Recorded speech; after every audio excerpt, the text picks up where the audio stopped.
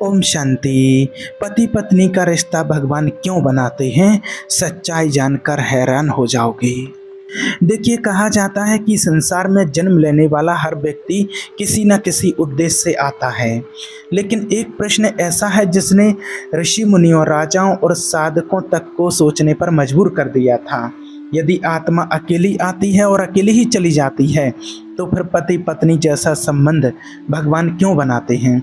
क्या ये केवल वंश बढ़ाने के लिए है? क्या यह केवल सुख दुख बांटने का माध्यम है, या इसके पीछे कोई ऐसा रहस्य छिपा है जिसे अधिकांश लोग अपने पूरे जीवन में कभी समझ ही नहीं पाते? और यही प्रश्न अधिकतर लोगों के मन में रहता है। एक प्राचीन मंदिर के गर्भगृह में, जहां दीपक की लौ बिना हवा के भी कांप रही थी, यही प्रश्न एक युवक ने अपने गुरु से पूछा था, और उस प्रश्न का उत्तर सुनकर उसके भीतर की पूरी दुनिया बदलने वाली थी। रात्रि गहरी हो चुकी थी। मंदिर के बाहर बहती नदी का जल चंद्रमा की रोशनी में चांदी की तरह चमक रहा था। युवक ने देखा कि गुरु ने पूछा, तुम्हें क्या लगता है, पति पत्नी का संबंध प्रेम के कारण बनता है? युवक ने तुरंत सिर हिलाया। गुरु मुस्कुराए, लेकिन उनकी मुस्कान में एक विचित्र रहस्य छिपा था। उन्होंने कहा, यदि केवल प्रेम ही कारण होता तो सबसे अधिक प्रेम करने वाले कभी अलग ना होते। फिर संसार में इतने टूटे हुए रिश्ते वास्तव में क्यों दिखाई देते? ये प्रश्न सुनकर युवक निरुत्तर हो गया, और यहीं से एक ऐसे रहस्य का द्वार खुलने लगा जिसके बारे में उसने कभी सोचा भी नहीं था। गुरु ने मंदिर की दीवार पर पड़ती दीपक की छाया की ओर संकेत किया। उन्होंने कहा, क्या तुम उस छाया को देख रहे हो? वह दीपक से अलग दिखाई देती है, लेकिन वास्तव में उसका अस्तित्व दीपक पर ही टिका है। युवक ने सहमति में सिर हिलाया। तब गुरु बोले, ठीक वैसे ही पति और पत्नी दो अलग व्यक्तित्व दिखाई देते हैं, लेकिन उनके मिलने का कारण केवल वर्तमान जीवन नहीं होता। उनके बीच एक अदृश्य धागा होता है जो कई जन्मों की अधूरी यात्राओं से जुड़ा होता है। युवक की आंखों में आश्चर्य था, क्योंकि यह उत्तर उसकी कल्पना से कहीं अधिक गहरा था। कुछ क्षण बाद गुरु ने एक कथा सुनानी शुरू की। उन्होंने बताया कि एक साधक ने वर्षों की तपस्या के बाद भगवान से पूछा था, प्रभु, आप दो आत्माओं को पति पत्नी क्यों बनाते हैं? भगवान ने उत्तर नहीं दिया, बल्कि उन्हें एक ऐसा दृश्य दिखाया जिसमें दो आत्माएं अलग अलग जन्मों में बार बार मिल रही थीं। कभी मित्र बनकर, कभी शत्रु बनकर, कभी भाई बहन बनकर, और अंततः पति पत्नी बनकर।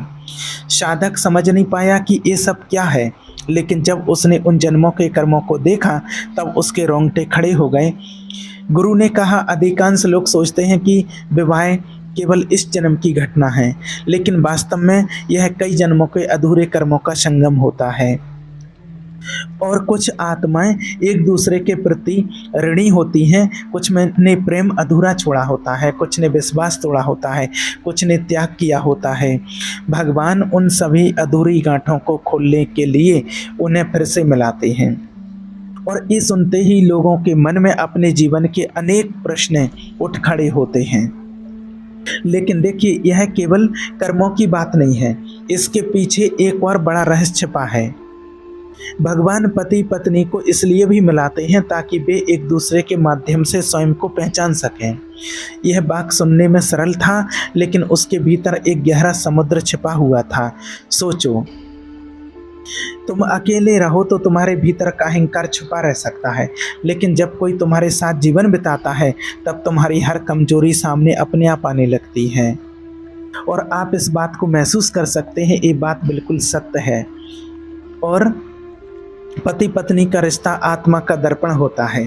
भगवान तुम्हें तुम्हारा चेहरा नहीं दिखाते हैं, वे तुम्हें एक ऐसा साथी देते हैं जिसके माध्यम से तुम अपने भीतर के अंधकार और प्रकाश दोनों को देख सकते हो। ये विचार आपके मन में एकदम बिजली की तरह कौंध जाएगा। अब रात्रि और गहरी हो गई।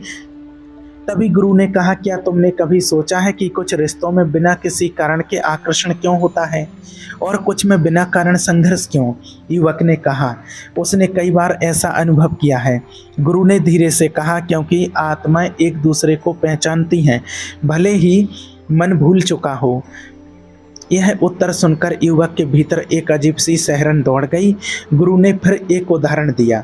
उन्होंने कहा, कभी कभी भगवान दो ऐसी आत्माओं को मिलाते हैं जो एक दूसरे के बिल्कुल विपरीत होती हैं। एक शांत, दूसरी क्रोधी, एक धैर्यवान, दूसरी अधीर। लोग सोचते हैं कि यह असंगति है, लेकिन भगवान जानते हैं कि दोनों को एक दूसरे से कुछ सीखना है। युवक को अचानक अपने आसपास के कई दंपतियों की याद आने लगी जिनके स्वभाव एक दूसरे से बिल्कुल अलग थे। कुछ देर बाद गुरु ने एक और रहस्य बताया। उन्होंने कहा, पति पत्नी का संबंध संसार के सबसे शक्तिशाली आध्यात्मिक मार्गों में से एक हो सकता है यदि उसे सही दृष्टि से देखा जाए। युवक चौंक गया। उसने हमेशा साधना को जंगल, हिमालय और आश्रमों से जोड़ा था, लेकिन गुरु कह रहे थे कि गृहस्थ जीवन भी साधना हो सकता है। यह विचार उसके लिए बिल्कुल नया था।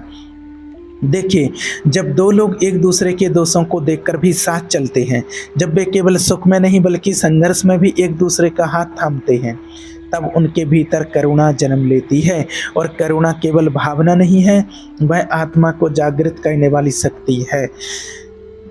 और तब युवक को महसूस हुआ कि वह विवाह को केवल सामाजिक व्यवस्था समझता आया है, और वास्तव में आज की दुनिया में लोग यही समझते हैं, जबकि उसके भीतर कुछ और ही छुपा रहता है। याद रखना, लेकिन यही संबंध सबसे बड़ा बंधन भी बन सकता है। और वो कैसे बन जाता है वो भी आपको बताते हैं। देखिए, जब प्रेम सामित्व बन जाए, जब साथ होना आसक्ति बन जाए, जब व्यक्ति दूसरे को अपनी संपत्ति समझने लगे, तब वही रिश्ता आत्मा को ऊपर उठाने की बजाय नीचे खींचने लगता है। ये सुनकर युवक के मन में एक गहरा मौन उतर आया। दीपक की लौ अब स्थिर हो चुकी थी। गुरु ने कहा, भगवान पति पत्नी को इसलिए नहीं मिलाते हैं कि वे केवल एक दूसरे में खो जाएं, वे उन्हें इसलिए मिलाते हैं कि दोनों मिलकर सत्य की ओर बढ़ सकें। युवक ने पहली बार महसूस किया कि शायद विवाह का उद्देश्य केवल साथ जीना नहीं बल्कि साथ जागना भी है। लेकिन उसके मन में अभी भी एक प्रश्न शेष था। उसने धीरे से पूछा, यदि ये सब सत्य है तो फिर इतने सारे रिश्ते टूट क्यों जाते हैं? गुरु कुछ देर तक शांत रहे। उनकी आंखें मंदिर में गर्भगृह में स्थापित देवता की ओर उठ गईं। फिर उन्होंने कहा, क्योंकि अधिकांश लोग उस कारण को भूल जाते हैं जिसके लिए उन्हें मिलाया गया था। यह उत्तर जितना सरल था उतना ही भयावह भी। गुरु ने फिर आगे कहा, देखिए, जब आत्माएं केवल शरीर को देखने लगती हैं, जब वे केवल अपेक्षाओं में उलझ जाती हैं, तब वे उस अदृश्य उद्देश्य को खो देती हैं जो भगवान ने उनके मिलन के पीछे रखा था। युवक को ऐसे लगा मानो उसके सामने बरसों से बंद पड़ा कोई द्वार धीरे धीरे खुल रहा हो, लेकिन उस द्वार के पीछे जो दिखाई दे रहा था वो सामान्य समझ से कहीं परे था। मंदिर के भीतर अचानक एक वृद्ध साधु प्रवेश किया। उनके चेहरे पर अद्भुत शांति थी। उन्होंने गुरु और युवक की बातचीत का अंतिम भाग सुन लिया था। साधु मुस्कुराए और बोले, तुमने अभी तक केवल आधा रहस्य सुना है। पति पत्नी का संबंध केवल कर्मों को पूरा करने या एक दूसरे का दर्पण बनने के लिए नहीं होता है। इसके पीछे एक ऐसा दिव्य रहस्य छिपा है जिसे जान लेने के बाद मनुष्य प्रेम, भाग्य और स्वयं भगवान को एक बिल्कुल नई दृष्टि से देखने लगता है। युवक की सांसें मानो रुक गईं। वृद्ध साधु धीरे धीरे गर्भगृह की ओर बढ़े। दीपक की रोशनी उनके चेहरे पर पड़ रही थी। उन्होंने पीछे मुड़कर युवक की ओर देखा और कहा, यदि तुम सच में जानना चाहते हो कि भगवान दो आत्माओं को पति पत्नी क्यों बनाते हैं, तो पहले तुम्हें ये समझना होगा कि आत्मा अकेली होते हुए भी कभी अकेली नहीं होती। इतना कहकर उन्होंने अपनी आंखें बंद कर लीं और अगले ही क्षण मंदिर के भीतर ऐसा मौन छा गया मानो कोई अत्यंत प्राचीन रहस्य स्वयं प्रकट होने की प्रतीक्षा कर रहा हो। वृद्ध साधु के शब्द मंदिर की पत्थर की दीवारों से टकराकर जैसे युवक के भीतर उतर गए। वो समझ नहीं पा रहा था कि आत्मा अकेली होते हुए भी अकेली कैसे नहीं हो सकती। कुछ क्षण बाद साधु ने अपनी आंखें खोली और कहा, जब भगवान ने इस सृष्टि की रचना की तब उन्होंने केवल शरीर नहीं बनाए, उन्होंने अनुभवों की एक ऐसी यात्रा बनाई जिसमें आत्मा स्वयं को पहचान सके। लेकिन आत्मा स्वयं को सीधे नहीं देख सकती। जैसे आँख स्वयं को नहीं देख सकती, वैसे ही आत्मा को भी अपने सत्य को देखने के लिए एक माध्यम चाहिए, और कई बार वो माध्यम पति पत्नी का संबंध बनता है। युवक के मन में एक नया प्रश्न जन्म ले चुका था। साधु ने मंदिर के बाहर बहती नदी की ओर संकेत किया। चंद्रमा का प्रतिबिंब जल पर थरथरा रहा था। उन्होंने पूछा, क्या तुम उस चंद्रमा को दो देख रहे हो? युवक ने कहा, नहीं, आकाश में एक है और जल में उसका प्रतिबिंब है। साधु मुस्कुराए। यही रहस्य है, आत्मा एक है, लेकिन अनुभव के संसार में वो अनेक प्रतिबिंबों के माध्यम से स्वयं को जानती है। पति पत्नी का मिलन केवल दो व्यक्तियों का मिलन नहीं, बल्कि दो प्रतिबिंबों का सामना है। जब वे एक दूसरे में स्वयं को पहचान लेते हैं, तभी उनके संबंध का वास्तविक उद्देश्य प्रकट होता है। यह विचार युवक के लिए जितना सुंदर था, उतना ही रहस्यमय भी। फिर साधु ने एक ऐसी बात कही जिसे सुनकर युवक स्तब्ध रह गया। उन्होंने कहा, कई बार भगवान दो आत्माओं को प्रेम के कारण नहीं, बल्कि जागरण के कारण मिलाते हैं। युवक ने आश्चर्य से पूछा, जागरण? साधु ने सिर हिलाया। हाँ, कुछ लोग हमारे जीवन में सुख देने के लिए नहीं आते हैं, वे हमें भीतर से बदलने आते हैं। वे हमारे भ्रम तोड़ते हैं, हमारे छिपे हुए घावों को सामने लाते हैं।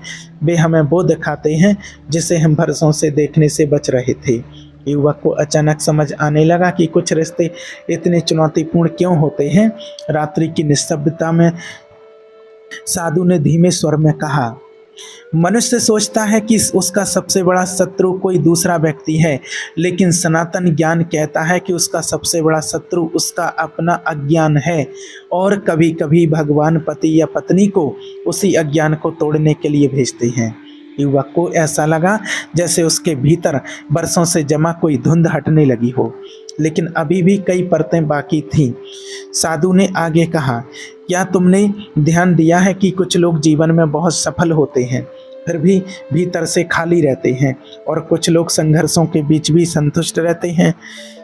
युवक ने सहमति में सिर हिलाया। साधु बोले, क्योंकि संतोष बाहर से नहीं आता है, और पति पत्नी का संबंध उस सत्य को सिखाने का सबसे कठिन विद्यालय है। वहाँ अभिनय नहीं चलता, वहाँ मुखौटे देर तक नहीं टिकते, वहाँ मनुष्य को अंततः अपने वास्तविक स्वरूप का सामना करना ही पड़ता है। ये सुनकर युवक का हृदय तेजी से धड़कने लगा। मंदिर में रखे एक पुराने दीपक का तेल लगभग समाप्त होने वाला था। उसकी लौ छोटी होकर भी जल रही थी। साधु ने उसे देखते हुए कहा, प्रेम का वास्तविक स्वरूप भी इसी दीपक जैसा है। जब तक परिस्थितियां अनुकूल हैं, प्रेम करना आसान है, लेकिन जब जीवन कठिन हो जाए, तब जो साथ बना रहे वही प्रेम की अग्नि है। युवक ने महसूस किया कि वो पहली बार प्रेम को केवल भावना नहीं, बल्कि साधना के रूप में देख रहा है। कुछ देर बाद साधु ने एक अत्यंत गुप्त बात कही। उन्होंने कहा, हर विवाह केवल इस जन्म का निर्णय नहीं होता है। कुछ मिलन ऐसे होते हैं जिन्हें आत्माएं स्वयं जन्म लेने से पहले स्वीकार करती हैं। युवक की आंखें फैल गईं। क्या आत्माएं जन्म से पहले भी निर्णय लेती हैं? उसने पूछा। साधु ने कहा, कभी कभी हाँ।